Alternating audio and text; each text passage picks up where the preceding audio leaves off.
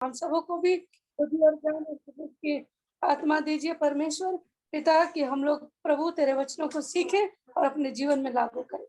इस मीटिंग पर आपकी आशीष होने पाए परमेश्वर, सारी महिमा आदर सम्मान आपको देते हैं। प्रार्थना विनती यीशु नासरी के नाम में मांगते हैं, सुनिए दया के साथ कबूल कीजिए यीशु मसीह के नाम में। आमीन। आमीन आमीन। शुक्रिया दीदी, प्रभु आशीषित करे। जय मसीह की सभी को। मैं आशा करता हूँ आप सबको पता होगा कि हर गुरुवार को 7 बजे से हमारी क्लास रहती है ना। तो कृपया करके समय पे जुड़े ना, ताकि हम समय पे भी हम शुरू कर सकते हैं। मैं जानता हूँ कि मैं समय से पहले खत्म कर देता हूँ, तो चाहिए कि हम समय से हम शुरू कर सकें। ठीक है, ओके। तो हम आज हम लेसन नंबर 10 हम सीखेंगे, और लेसन नंबर 7, 8 और 9 में 7 और 8 जो सुफिन भाई ने आपको सिखाया था, उन दोनों अध्यायों में सेम बातें थी। और 9वें अध्याय जो पिछले हफ्ते मैंने सिखाया, वो आपका एक पार्ट 3 था, है ना। सुसमाचार को किस प्रकार हमें प्रदर्शित करना है ना, सुसमाचार प्रचार के द्वारा, वो हमारा 9th चैप्टर था। और आज हम सीखेंगे 10 अध्याय में, है ना। तो हमने अब तक सीखा है कि हम किस प्रकार से सुसमाचार प्रचार करना है, हमें कहाँ जाकर सुसमाचार प्रचार करना है, किन लोगों के बीच में हमें करना है, और कुछ पद्धतियां भी हमने सीखी कि हम कैसे सुसमाचार को हम लोगों के बीच में बांट सकते हैं, और किन के बीच में हम बांट सकते हैं, है ना। तो आज जो हम सीखने जा रहे हैं, सुसमाचार के प्रति आपत्तियां, आप लिख लीजिएगा, सुसमाचार के प्रति आपत्तियां, ऑब्जेक्शंस टू द गॉस्पल, सुसमाचार के प्रति आपत्तियां।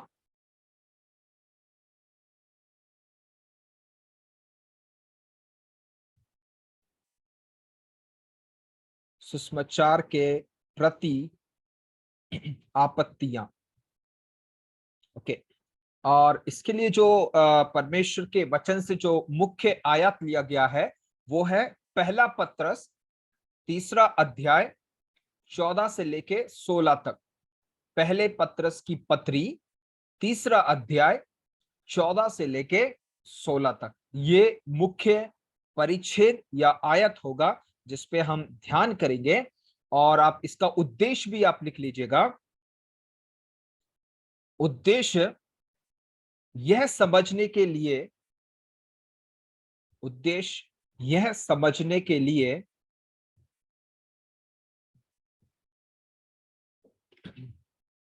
उद्देश्य यह समझने के लिए कि नए नियम की कलीसियाओं ने, नए नियम की कलीसियाओं ने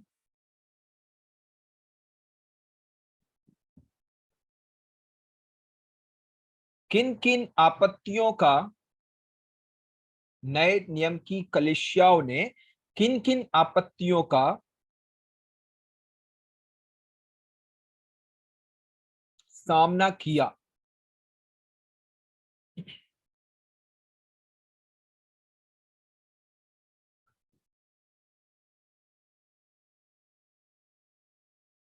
ओके, तो यह है हमारा मुख्य उद्देश्य कि यह समझने के लिए कि नए नियम की कलीसियाओं ने किन किन आपत्तियों का सामना किया ना। तो सुसमाचार बांटना, चाहे वो यीशु मसीह के समय से हो या हम पुराने नियम में भी आप देख लीजिए, चाहे वो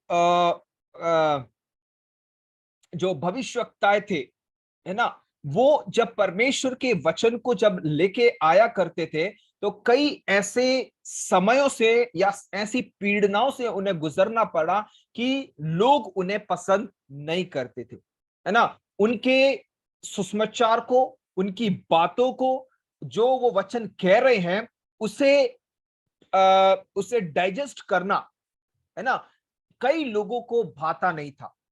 और इसी कारण कई प्रकार की पीड़नाओं से उन्हें गुजरना पड़ा, है ना। आप चाहे यिर्मयाह को ले लीजिए, जिसे कुएं के अंदर फेंक दिया गया, है ना, एहजकेल को। और जब हम नए नियम में आते हैं यीशु मसीह के समय में भी, कि जब वो लोगों को चंगा करता फिरा, सुसमाचार प्रचार करता रहा, अपने स्वर्ग राज्य के बारे में प्रचार करता रहा। ऐसे कई लोग थे, है ना, फरीसी हो गए, यहूदी लोग हो गए, जो उन्हें पसंद नहीं करते थे, है ना, यीशु के खिलाफ हमेशा बातें करते थे। और प्रेरितों के काम की किताब में ले लीजिए और आगे की पत्रियों में, कि किस तरह से किन किन अवस्थाओं से इन्हें गुजरना पड़ा, क्योंकि ये सुसमाचार का प्रचार कर रहे थे, है ना। तो ऐसी कई प्रकार की आपत्तियां हैं, है ना, जो आज हम यहाँ पर देखने जा रहे हैं। तो मैं चाहता हूं कि कोई एक जन उन वचनों को पहले पढ़ दे, पहले पत्रस की जो पत्री 3 अध्याय 14 से 16 तक, साफ रीति में हम सब के लिए वो पढ़ दें।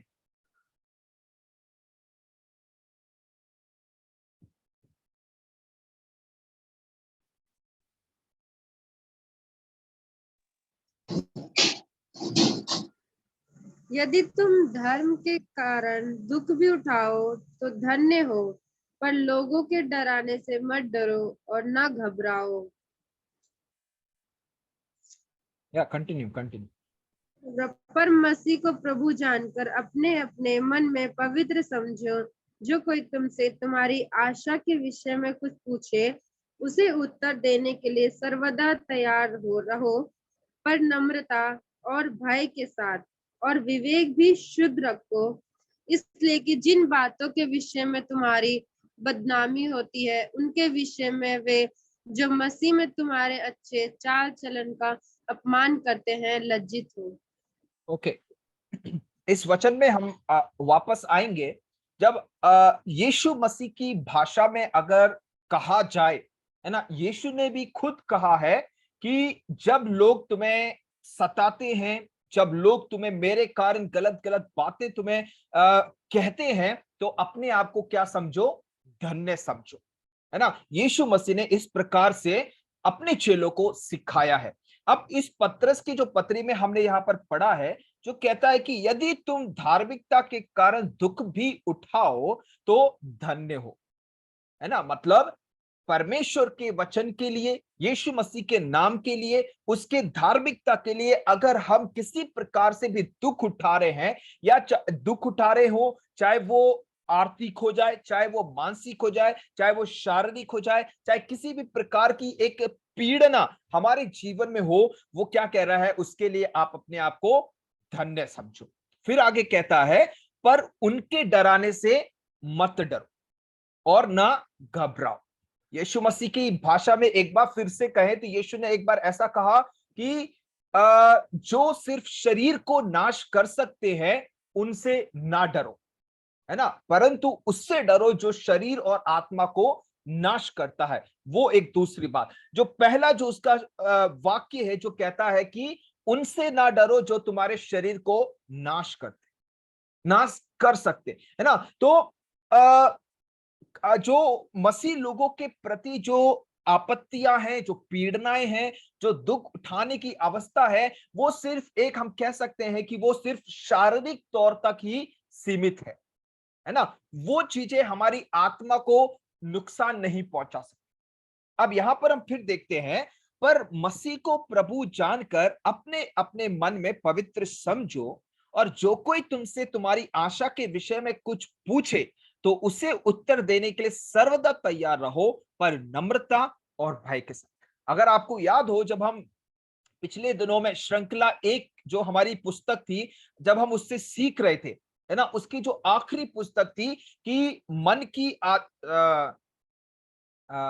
यीशु मसीह के मिशन में किस प्रकार से हम सहभागी हो सकते हैं, वहां पर हमने सीखा था अपने विश्वास की रक्षा के बारे में, है ना। और वहां पर जो एक शब्द हमने सीखा था, एपोलोजेटिक्स, जिसका मतलब है कि हम अपने विश्वास की रक्षा करते हैं, है ना। कि हम हमेशा, जैसे यहाँ पर पतरस कह रहा है कि हमें हमेशा तैयार रहना है, कि लोग जब हमें अपनी आशा के बारे में कोई भी प्रश्न पूछें, तो हम तैयार रहें उन्हें जवाब देने के लिए। पर कैसे? नम्रता और भय के साथ। और विवेक भी शुद्ध रखो, इसलिए कि जिन बातों के विषय में तुम्हारी बदनामी होती है उनके विषय में वे जो मसीह में तुम्हारे अच्छे चाल चलन का अपमान करते हैं लज्जित हो।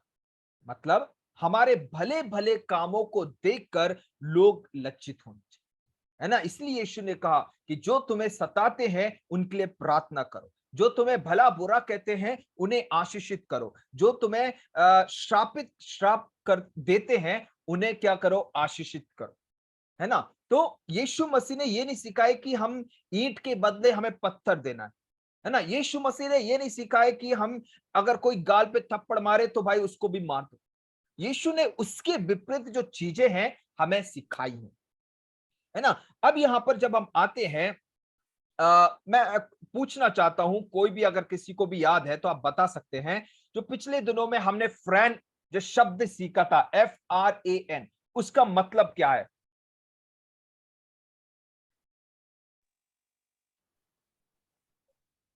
फ्रेंड्स, रिलेटिव, एसोसिएट्स और नेबर्स, मित्रगण, रिश्तेदार, सहयोगी और जो है पड़ोसी लोग। ओके, तो गुड अंकल। ओके, मैं विश्वास करता हूं कि बाकी लोगों को भी अच्छी तरह से याद होगा, क्योंकि मैंने इतनी अच्छी तरह से आपको बार बार दोहराया था उसे। ओके, तो जब आप अपने इस फ्रेंड ग्रुप में, है ना, जब औरों के साथ जब आप सुसमाचार बांटते हैं तो क्या वे आपसे सवाल पूछते हैं? और अगर सवाल पूछते भी हैं तो वो किस तरह के सवाल पूछते हैं? और क्या उन सवालों का जवाब देने के लिए हम अपने आप को तैयार करते हैं? और सुसमाचार बांटते समय क्या आपने किसी भी प्रकार का विरोध का सामना किया है ना। तो जैसे मैं शुरुआत में भी मैं कह रहा था कि मसीह के सुसमाचार को बांटना, मसीह की सेवा करना कोई आसान काम नहीं है ना। यीशु मसीह ने भी यही कहा, है ना, जब जब उसके चेले उसे देखना चाहते थे कि वो कहां रहता है ना, तो उसका कोई, है ना, 5 स्टार का घर या 3 BHK का घर, कोई चमकता हुआ घर नहीं था, है ना। वो अपने चेलों को लेके गया और यीशु मसीह ने उनसे यही कहा कि जो मेरे पीछे आना चाहता है वो अपने आप का इनकार करे और उसे कुछ कीमत चुकानी पड़ेगी, है ना। मछुआरों को जब यीशु मसीह ने बुलाया, उन्हें भी अपने जीवन से सारी प्रकार की बातों को, उनके व्यवसाय को, उनकी जालों को, उनके उनके उनके माता पिता को, उनके उनके जो उनके जीवन में प्रायोरिटी है, उनको छोड़कर यीशु के पीछे चलना, है ना। तो मसीह सेवा में बढ़ना, मसीह में सेवा में उतरना और यीशु मसीह के सुसमाचार को लेकर आगे बढ़ना कोई आसान काम है ना। आज हम अपने भारत देश के संदर्भ में ही देख ले कि आज हमारे लिए कोई आसान काम नहीं है यीशु के सुसमाचार को सुनाना, है ना। अब यहां पर जो मैंने प्रश्न पूछे हैं कि जब हम फ्रेंड ग्रुप में, चाहे हमारे वो दोस्त मित्रगण हो गए, हमारे रिश्तेदार हो गए, हमारे सहयोगी लोग हो गए, हमारे पड़ोसी, जब हम उन्हें सुसमाचार प्रचार करते या बांटते हैं तो वो किस प्रकार के सवालों को पूछते हैं, है ना। कई ऐसे प्रश्न रहते हैं जो वो हमसे पूछते हैं, बट क्वेश्चन ये है, क्या हम अपने आप को तैयार करते करते हैं कि हम उनके उनके प्रश्नों का जवाब हम दे सके, है ना। तो ऐसी कई प्रकार की आपत्तियां हैं जब हम यीशु मसीह के सुसमाचार को लेके निकले हैं, है ना। तो उन आपत्तियों के बारे में आज हम यहाँ पर सीखने वाले हैं। तो उसके लिए आप लिख लीजिएगा पहली कुरिन्थियों की पत्री, पहला अध्याय 18 से लेके 25 तक। पहली कुरिन्थियों की पत्री, पहला अध्याय 18 से लेके 25 तक। ओके, अब इस वचन को हम बाद में पढ़ेंगे। आप पहली आपत्ति लिख लीजिएगा।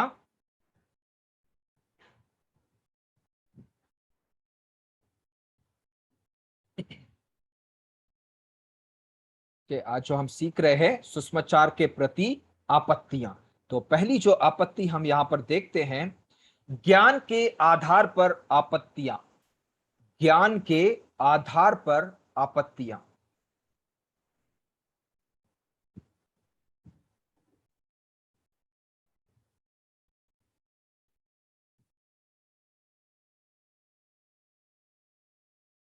ज्ञान के आधार पर आपत्तियां।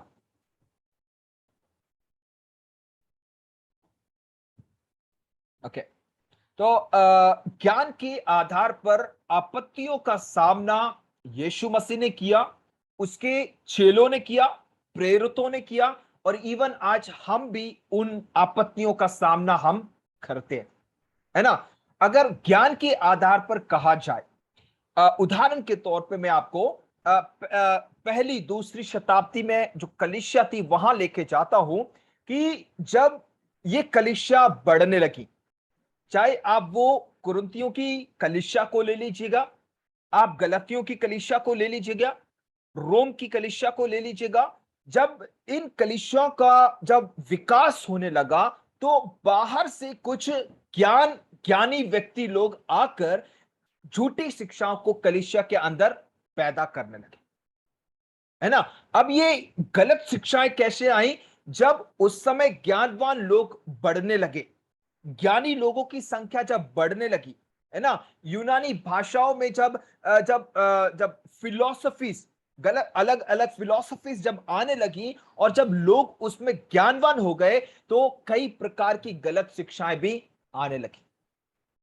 उदाहरण के तौर पर एक गलत शिक्षा थी नॉस्टिसिज्म करके, है ना। उसे सीखने की या कुछ जरूरत नहीं है, बस एक नॉस्टिसिज्म करके एक गलत शिक्षा थी जिसका कहना यह था कि जो मैटर है ना, वो गलत है, बट जो आत्मा है वो अच्छी है ना। Spirit is good but the matter is bad.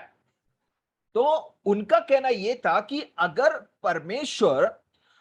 अगर यीशु मसीह को हम परमेश्वर और मनुष्य दोनों अगर हम कहना चाहते हैं तो यीशु मसीह मनुष्य जो एक मैटर है वो फिर खराब है, तो हम उसे कैसे मनुष्य कह सकते? तो वो सिर्फ यही कहना चाहते थे कि यीशु मसीह सिर्फ एक दैवीय परमेश्वर है ना, डिवाइन गॉड है, वो मनुष्य का रूप धारण नहीं कर सकता है ना, क्योंकि वो आत्मा है ना। तो इस प्रकार की गलत शिक्षाएं जब फिलॉसफीज इस प्रकार से जब बढ़ने लगी तो गलत गलत शिक्षाएं पैदा हो गई, है ना। आज भी, है ना, जब कई ऐसे परमेश्वर के प्रति प्रश्न आते हैं कि क्या परमेश्वर है, क्या किसी गुनाहगार की तरह एक ईश्वर मर सकता है, पुनरुद्धान में हम विश्वास कैसे करें, क्या मृत्यु के बाद भी जीवन है ना, इस प्रकार के प्रश्न लोग पूछते हैं, है ना। तो ज्ञान के आधार पर आपत्तियां, जब हम प्रेरितों के काम 17 अध्याय उसके 18 और 32 वचन में जब हम देखेंगे तो वहां पर हम पौलुस के बारे में पढ़ते हैं कि जब पौलुस, हम उस वचन को निकालेंगे, प्रेरितों के, आप लिख लीजिएगा और उसके बाद पढ़िएगा, प्रेरितों के काम 17 अध्याय 18 और फिर उसके बाद 32, इन दो वचनों को पढ़ दीजिएगा। पहले 18वां पढ़िएगा।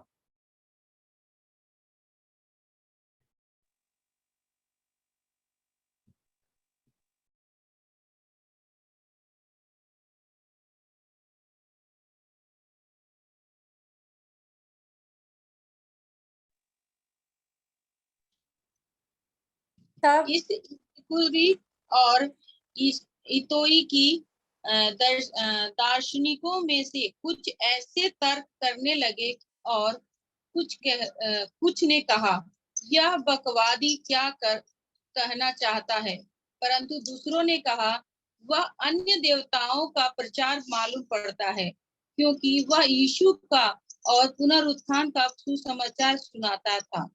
तब वे एक मिनट दीदी, तो यहां पर हम देखते हैं कि तब इपिकुरी और स्तोइकी दार्शनिकों, इंग्लिश में जो शब्द इस्तेमाल किया गया है वो a group of Epicurean and Stoic philosophers, है ना, जो इन फिलोसफीज में जो बहुत ज्ञानवान थे, जब इस प्रकार के लोग, क्या लिखा गया, उससे तर्क करने लगे। क्या तर्क करने लगे? और कुछ ने कहा यह बकवादी क्या कहना चाहता है ना। जब पौलुस वहां पर सुसमाचार प्रचार कर रहा था, यीशु के बारे में बता रहा था, पुनरुत्थान के बारे में बता रहा था, तो कई लोग इससे क्या करने लगे? तर्क करने लगे, डिबेट करने लगे। और कुछों ने क्या कहा? अरे ये तो बकवास कर रहा है ना। और फिर क्या है, परंतु दूसरों ने कहा वह अन्य देवता का प्रचार करना मालूम पड़ता है, क्योंकि वह यीशु का और पुनरुत्थान का क्या कर रहा था? सुसमाचार का प्रचार कर रहा था, है ना। तो इस उदाहरण के तौर पे हम देख सकते हैं कि किस प्रकार से प्रेरित लोगों ने ज्ञान के आधार पर कई आपत्तियों का सामना करना पड़ा, है ना। आप पढ़िए उसका 32 वचन।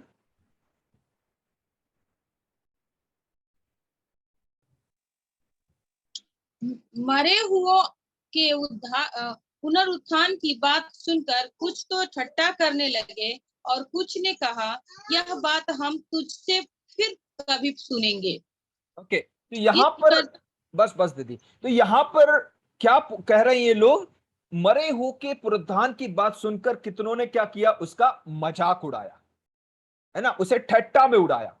अरे ये तो बकवास कर रहा है, कहां से ये पागल आ गया, ऐसी बातें कर रहा, हमने कभी ऐसा नहीं सुना, है ना। ऐसी ज्ञानवान बातों के आधार पर उन्हें कई आपत्ति का सामना करना पड़ा, है ना। कि जब सुसमाचार आप प्रचार कर रहे हैं, तो लोगों को उसे ग्रहण करना, खास तौर से जब वो ज्ञानवान लोगों के बीच में हम हैं, तो, है ना। तो इस प्रकार की कई बार हमें आपत्ति का सामना करना पड़ता है। तो इन्होंने क्या किया? पुनरुत्थान का मजाक उड़ाया, और अन्य जातियों के लिए क्या हो गई? एक मूर्खता हो गई, है ना। आप वो जो वचन मैंने शुरुआत में आपको लिखवाया था, कुरिन्थियों की पत्री, उसका शुरुआती वचन कोई पढ़ना, जिसको जल्दी मिल जाए आप पढ़ लीजिएगा, किसी और का वेट मत करिएगा।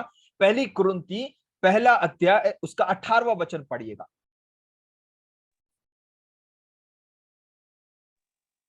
क्योंकि क्रूस की कथा नाश होने वालों के लिए मूर्खता है, परंतु हम उद्धार पाने वालों के लिए परमेश्वर की सामर्थ्य है। ओके, क्या कह रहे हैं? क्योंकि क्रूस की कथा, जो नाश होने वाले लोग हैं, उन्हें, उनके लिए क्या है? वो मूर्खता है ना। परंतु हम उद्धार पाने के लिए वो क्या है? वो परमेश्वर की एक सामर्थ है। और उसका 19 वचन कहता है, क्योंकि लिखा है मैं ज्ञानवानों के ज्ञान को नाश करूंगा और समझदारों की समझ को तुच्छ कर दूंगा,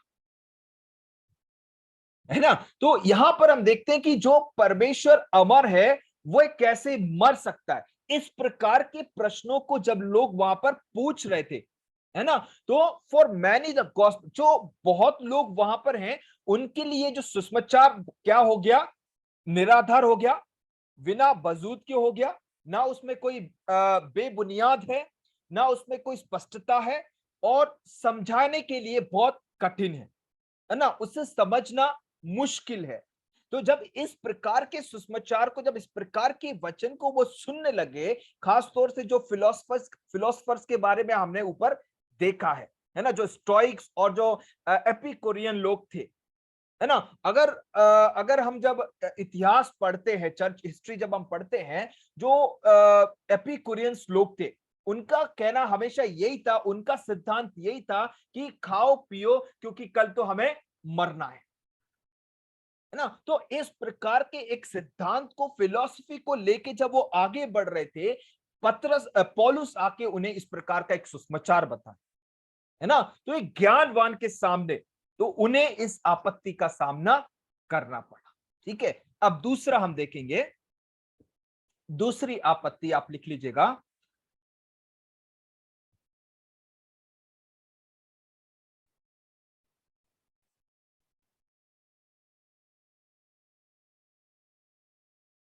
या आई थिंक एक दो जनों का बारिश के वजह से नेटवर्क प्रॉब्लम हो रहा है, इसलिए बार बार उनका कट रहा है। ओके, तो दूसरी आपत्ति है धार्मिक आपत्ति, धार्मिक आपत्तियां।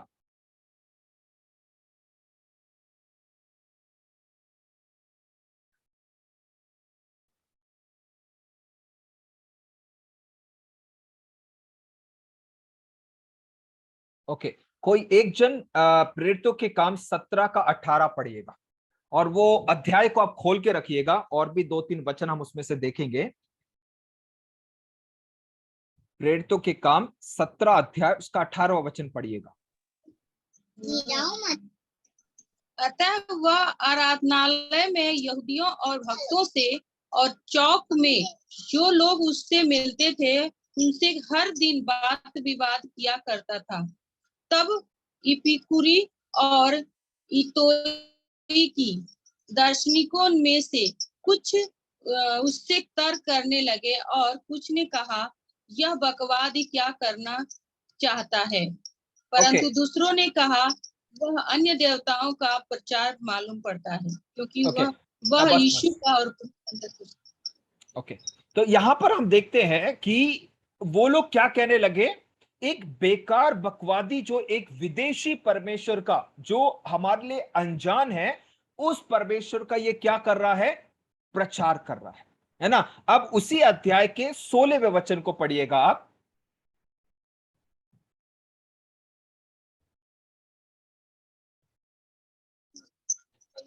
जब पौलुस एथेंस में उनकी बाट जोह रहा था, तो नगर को मूर्तों से भरा हुआ देख कर उसका जी जल गया।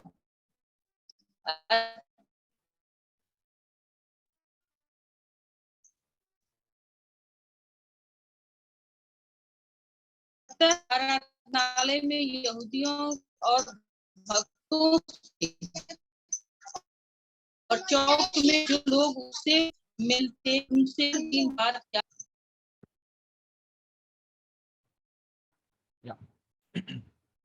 आई थिंक मेरे यहाँ पे भी दिक्कत कर रहा है थोड़ा नेटवर्क। ओके, मेरा आवाज आ रहा है ना? ओके ओके, तो हम यहाँ पर जो हम सीख रहे हैं धार्मिक आपत्तियों के बारे में, है ना। तो यहाँ पर हमने सबसे पहले इन एपिकुरियन और स्टोइक के बारे में हमने देखा, और उसके बाद 17 के 16वें वचन में हमने एथेंस के लोगों के बारे में पढ़ा, जो अपने आप को क्या धार्मिक लोग समझते थे, है ना। और आगे की जो बातें हैं मैं उसको ज्यादा पढ़ना नहीं चाहता हूं, मगर जैसे कुरिन्थियों की पत्री में हमने पढ़ा कि यहूदियों के लिए वो क्या है, एक बाधा बना, है ना। जो क्रूस पर चढ़ाया गया मसीह को स्वीकार नहीं कर पाए वो लोग, क्योंकि उनके लिए उनकी हमेशा यही एक सोच रही कि जो ये मसीहा आया है वो सच का मसीहा नहीं है, परंतु जो मसीहा आएगा वो हमारा राजा बनेगा, वो हमारे लिए अपने राज्य को फिर से स्थापित करेगा। तो वो इस प्रकार के एक राजा का इंतजार कर रहे थे, है ना। तो इसी कारण यीशु मसीह को धार्मिक तौर पे धार्मिक आपत्ति का एक सामना उन्हें करना पड़ा, है ना। उनके मनों में हमेशा यही प्रश्न थे कि ये इकलौता मार्ग कैसे हो सकता है, ये यहूदियों का राजा कैसे हो सकता है ना। तो इस प्रकार के कई प्रश्न इन्हें अपने जीवन में इनको यीशु मसीह हो गए, चाहे वो प्रेरित हो गए, उन्हें इस प्रकार की आपत्तियों का सामना धार्मिक तौर से करना पड़ा।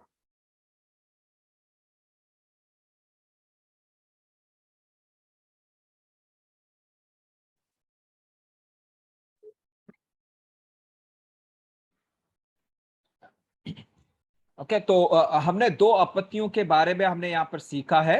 सबसे पहला हमने ज्ञान के आधार पर आपत्तियां, और दूसरा हमने सीखा है धार्मिक आपत्तियां। तीसरी आपत्ति के बारे में आप लिखिएगा व्यक्तिगत आपत्तियां। व्यक्तिगत आपत्तियां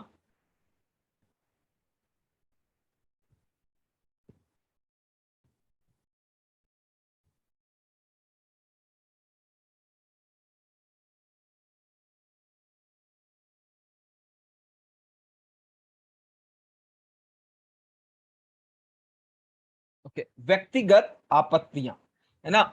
अगर अब हम संसार में हम आप किसी को भी आप पूछ लीजिएगा, हम में से हर एक जन को मोक्ष प्राप्त करना है ना। हमें उस उद्धार को प्राप्त करना है, उस मुक्ति को हमें प्राप्त करना है। और इस जगत में ऐसे कई बड़े बड़े महान लोग आए जिन्होंने कई प्रकार के रास्तों को दिखाया, हम जिससे हम मोक्ष को प्राप्त कर सकते हैं, है ना। हम कुछ कार्य करने से, हम ऐसा करने से, हम वैसा करने से हम मोक्ष प्राप्त कर सकते हैं, है ना। तो ऐसी कई प्रकार की बातों को सामने लेके आया गया जिनसे हमें लगता था कि हम मोक्ष को प्राप्त कर सकते हैं, है ना। जो पहली कुरिन्थी पहला अध्याय उसका जब 26 से लेके 29 वचन तक हम जब पढ़ते हैं, वहां पर इन बातों को हम देखते। मैं चाहता हूं कोई एक जन पढ़ दीजिएगा।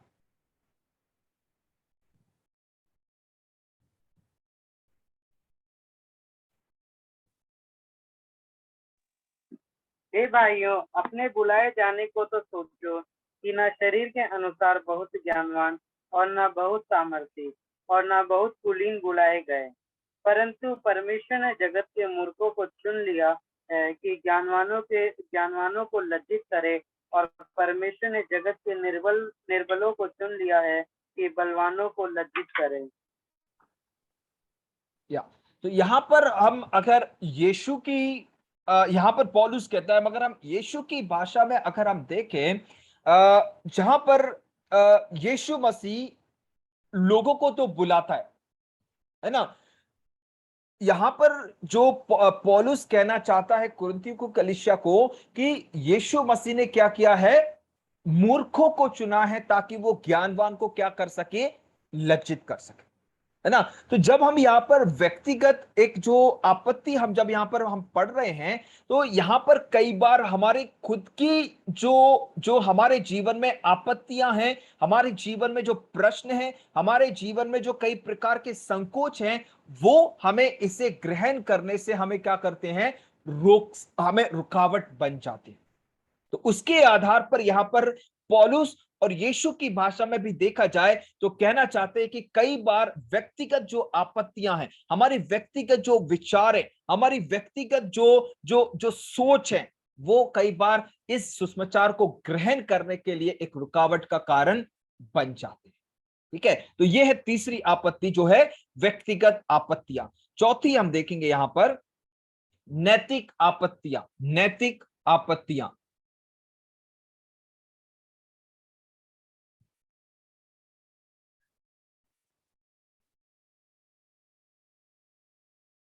या कोई अमन पढ़ दीजिएगा रोमियो की पत्री पहला अध्याय उसका 29 वचन, वर्स 29।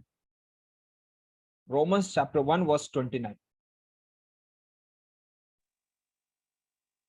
इसलिए वे सब प्रकार के अधर्म और दुष्टता और लोभ और बैर भाव से भर गए, और डाह और हत्या और झगड़े और छल और ईश्वर से भरपूर हो गए, और चुगलखोर, बदनाम करने वाले, परमेश्वर से घृणा करने वाले, दूसरों का अनादर करने वाले, अभिमानी, डींग मार, बुरी बुरी बातों के बनाने वाले, माता पिता की आज्ञा न मानने वाले, निर्बुद्धि, विश्वासघाती, मायारहित और निर्दया हो गए। वे तो परमेश्वर की ये विधि जानते हैं कि ऐसे ऐसे काम करने वाले मृत्यु के दंड के योग्य हैं, तो भी न केवल आप ही ऐसे काम करते हैं, वरन करने वालों से प्रसन्न भी होते हैं।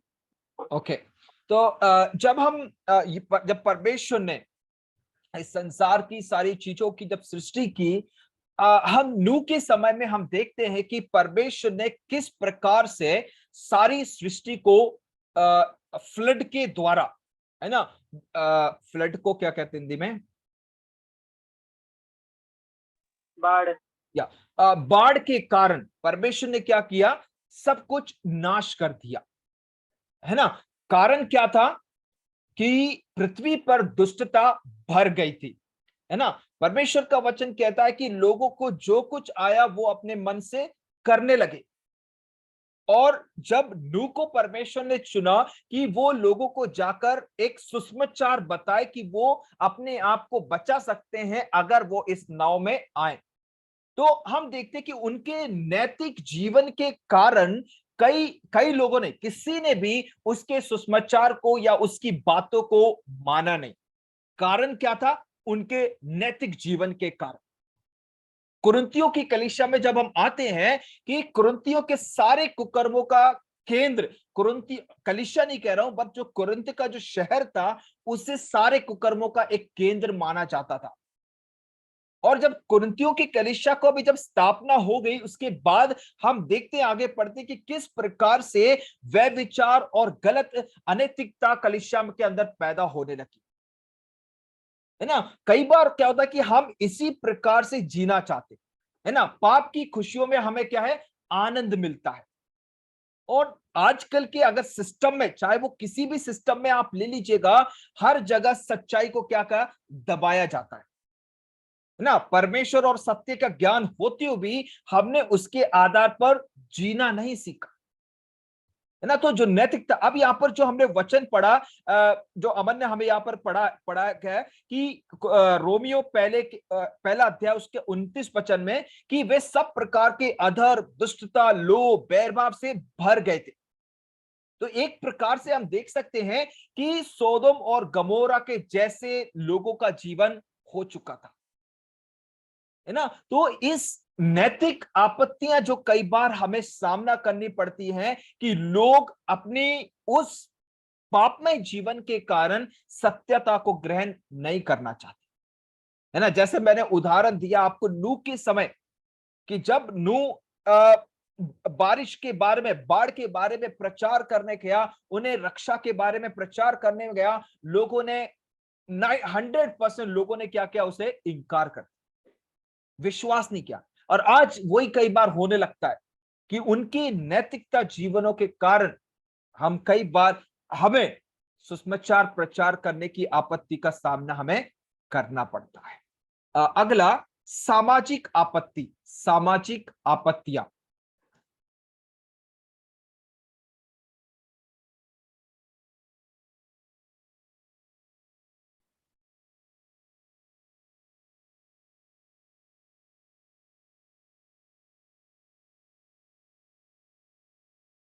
सामाजिक आपत्तियां।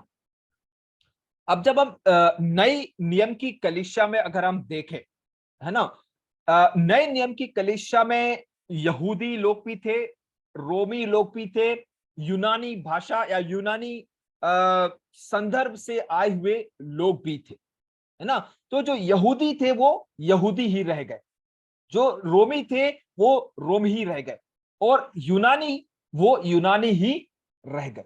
कारण क्या है, सामाजिक आपत्तियों की वजह से, है ना। एक उदाहरण देके मैं आपको समझाना चाहता हूं कि यीशु मसीह जब क्रूस उठाकर जा रहा था, है ना, हम वहां पर देखते हैं कि जो रोमी सैनिक लोग थे उन्होंने एक व्यक्ति को पकड़ा जबरन कि यीशु मसीह के क्रूस को उठाकर वो चले, है ना।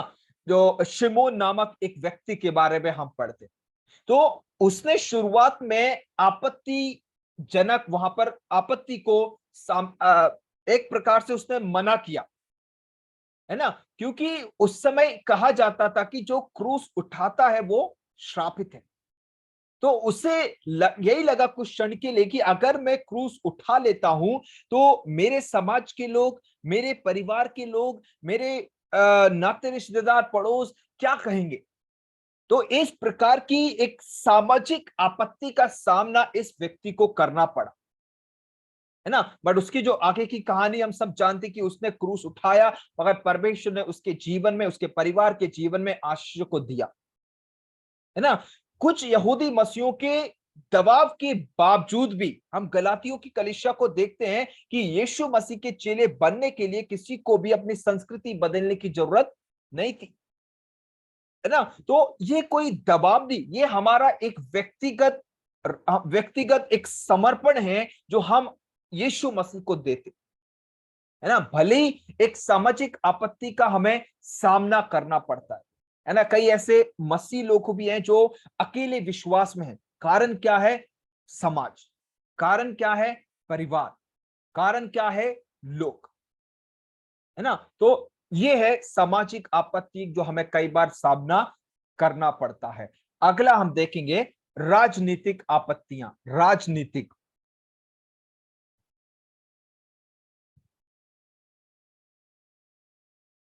राजनीतिक आपत्तियां।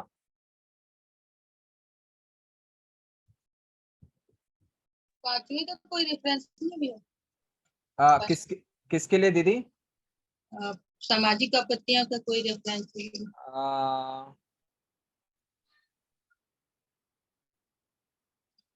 ऐसा कुछ तो नहीं है, मगर फिर भी मैं बाइबल से ढूंढ के मैं आपको बता दूंगा, मैं ग्रुप में डाल दूंगा। नोट्स में है नहीं, बट फिर भी मैं ढूंढ के मैं डाल दूंगा। ओके, अगला है राजनीतिक आपत्तियां। इसके लिए आप लिख सकते हैं लूका 23 अध्याय 1 और 2।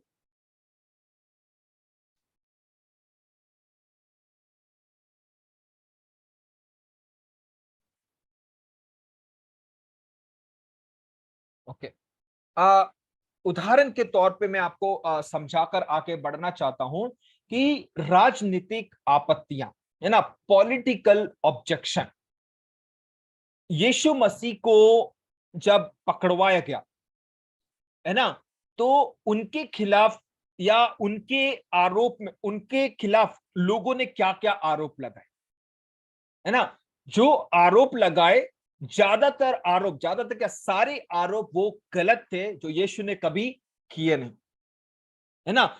सबसे पहला जो आरोप वो हमेशा यही लगाने लगे कि ये अपने आप को राजा घोषित करता है, यहूदियों का राजा अपने आप को मानता है ना। यीशु ने कभी ऐसा अपने आप को कहा नहीं, न माना, पर लोग उसे बनाना चाहते थे, है ना। बट राजनीतिक तौर पे अगर देखा जाए तो लोगों ने एक इश्यू बना दिया और कहने लगे कि ये अपने आप को राजा बनाना चाहता है।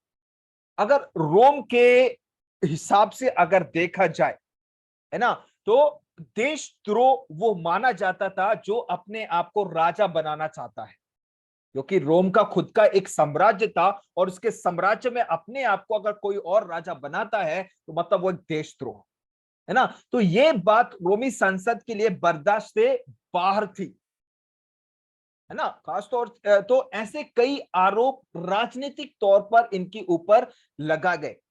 अब वो पौलुस और उसके साथियों के खिलाफ ले लीजिए, क्या आरोप उनके ऊपर थे जो उनको जेल के अंदर डाल दिया गया, है ना। फिलिप्पी में हम देखते हैं कि गैर कानूनी रीति रिवाजों को फैलाना ना। थिस्सलुनीके में हम देखते हैं कैसर की आज्ञाओं का विरोध करना।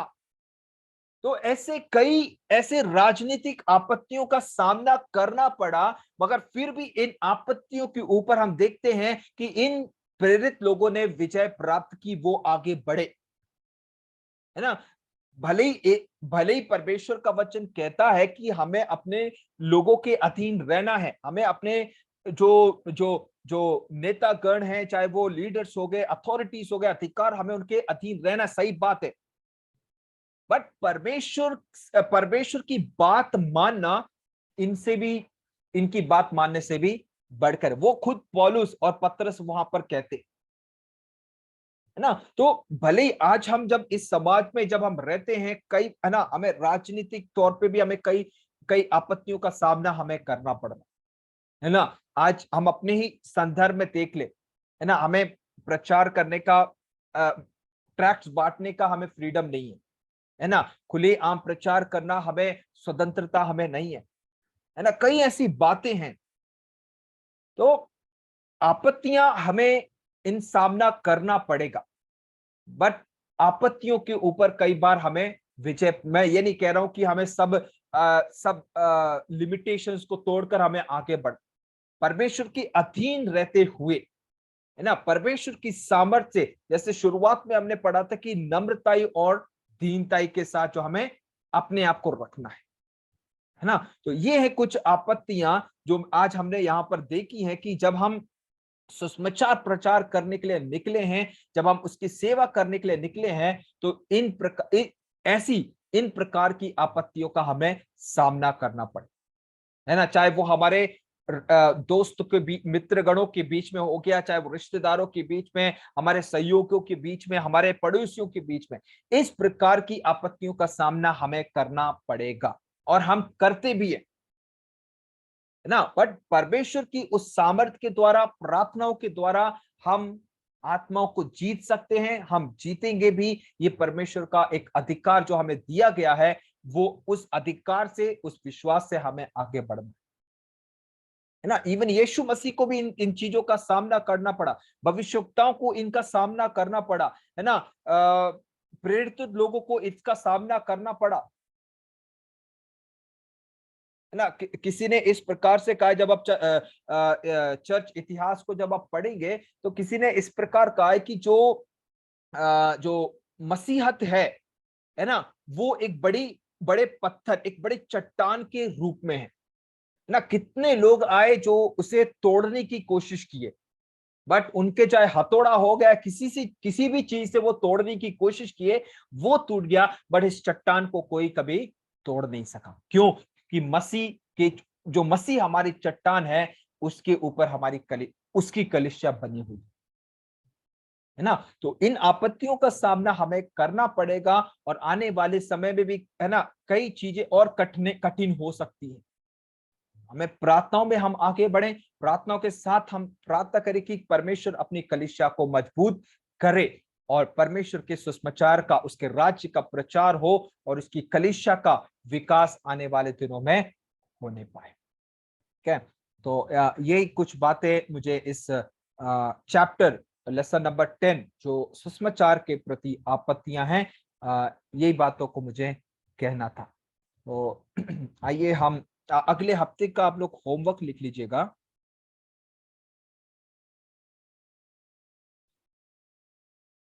और जितने लोग भी होमवर्क भेजते हैं, आप लोग अमन को डायरेक्ट भेज सकते हैं, ग्रुप में डालने की जरूरत नहीं है। आप सीधे अमन को या मुझे भेज सकते हैं। ओके, तो आप अगले हफ्ते का जो असाइनमेंट है, आज की पाठ में हमने क्या सीखा, उसका सारांश लिखें। आज के पाठ में हमने क्या सीखा, उसका सारांश लिखें। ठीक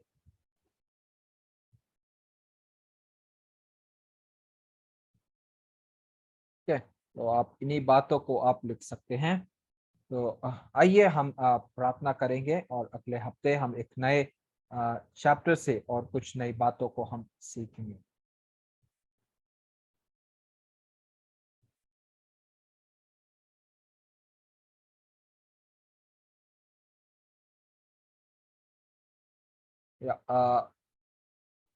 कुणाल प्रार्थना में अगुवाई करो।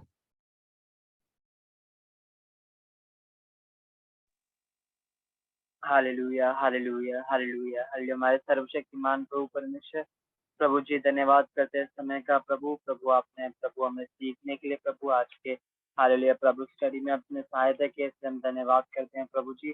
प्रार्थना करते हैं प्रभु जी, प्रभु जब हम प्रभु अपने भौतिक जीवन में अपना जीवन बिताते हैं पिता प्रभु, अनेक प्रकार के प्रभु जी चुनौतियों का, परेशानियों का सामना प्रभु हमें करना पड़ सकता है प्रभु परमेश्वर।